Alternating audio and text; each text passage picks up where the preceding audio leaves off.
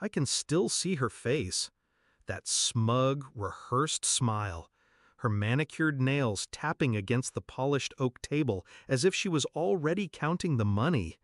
She didn't even look at me when the lawyer opened the will. She didn't need to. She thought she'd already won. 5 months earlier, when Dad married Vanessa, I wanted to believe she loved him. She was young, beautiful, and knew how to laugh at his jokes. He was a brilliant man, but lonely after Mom passed. I thought maybe, just maybe, she'd heal him. She called me kiddo, bought me a watch for my graduation, made lasagna on Sundays, even though she hated cooking. I let her in. I shouldn't have. It started small. She'd forget to tell me about family dinners, change the locks while I was at work. Dad started repeating her phrases, little jabs about how I was still figuring my life out. Then came the night I overheard her on the phone. She didn't whisper. She didn't need to. Once he's gone, it's all mine. The kid won't get a cent. That's how we planned it. I stood there, in the hallway, gripping the wall so hard my fingers ached. She knew I heard. She looked right at me as she ended the call, her lips curling. "Don't look so shocked, kiddo. This is how the world works." I didn't argue. I didn't yell. I smiled. And that's when the planning began. Vanessa thought Dad's will was set in stone. She didn't know Dad trusted me more than he ever trusted her. What she also didn't know was that I'd been helping him restructure his estate for months before his health declined. When the doctor said the word terminal, Dad sat me down.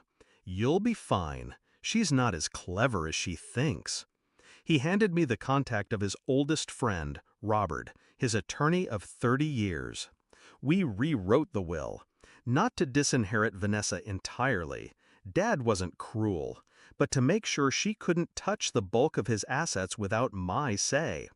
The key was a single clause buried deep in the legal text, a clause that would mean nothing to her until it meant everything.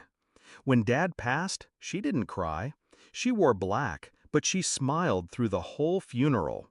By the third day, she was already meeting with a real estate broker, talking about selling his properties. She even cornered me in the kitchen. "Don't bother showing up for the will reading. You're not in it." I looked at her. "I'll be there." She laughed like I'd just told the world's funniest joke. The reading of the will. The room smelled like leather and old paper. Robert sat at the head of the table, his glasses low on his nose. Vanessa sat to his right, draped in black silk, acting like a queen awaiting her crown. The first part was predictable: small bequests to charities, gifts to longtime staff.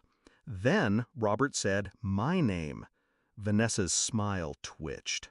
"And to my son, I leave full controlling interest in the Winston Holdings Trust, including all associated accounts, assets, and properties, with the exception of," he paused, adjusted his glasses, "the residence at 4 Park Lane and a living stipend of $100,000 per year, which I leave to my wife, Vanessa." Her head whipped toward him.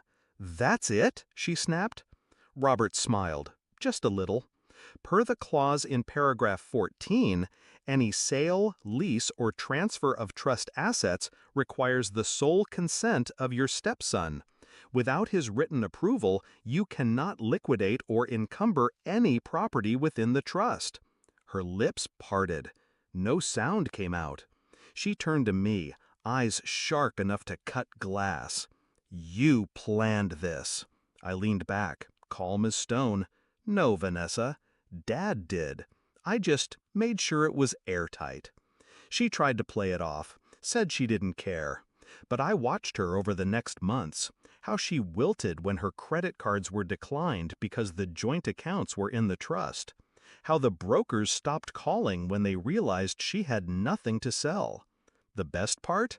I let her stay in the house, let her feel safe. And then, when she tried to rent out the guest wing for cash without my consent, I exercised the clause. I sold the house, legally, without her approval. She got her $100,000 a year, exactly as the will stated.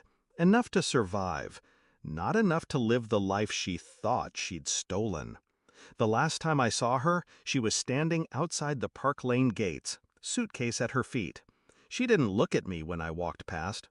I stopped, just for a second. "Guess you were wrong, kiddo," I said. Her jaw clenched. I kept walking. Revenge isn't about rage.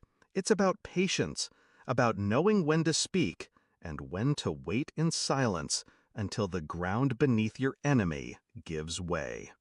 Dad used to say, "A sharp mind cuts deeper than a sharp blade." He was right.